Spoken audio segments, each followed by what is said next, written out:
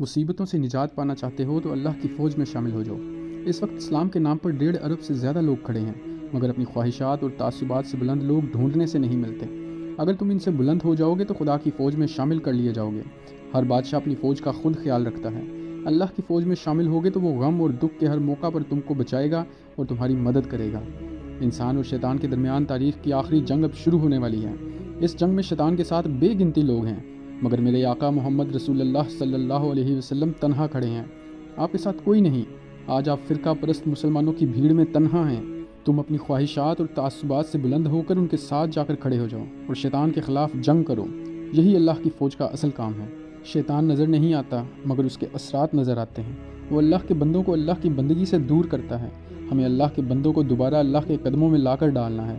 اس کے لیے ان کو ایمان و اخلاق اور عمل صالح کی دعوت دینا ہوگی۔ قرآن مجید کی تعلیمات کو دوسروں تک پہنچانا ہوگا۔ رسول اللہ صلی اللہ علیہ وسلم کی سیرت اور اخلاق عالیہ کا عملی نمونہ بننا ہوگا۔ تم جہاں کہیں بھی کھڑے ہو، وہیں پر سراپہ ہدایت، سراپہ روشنی بن جاؤ، تب ہی شیطان کے اثرات کا خاتمہ ہوگا۔ اب بتاؤ، کون ہے جو شیطان کے خلاف اس جنگ کو لڑنے کا ارادہ کرتا ہے؟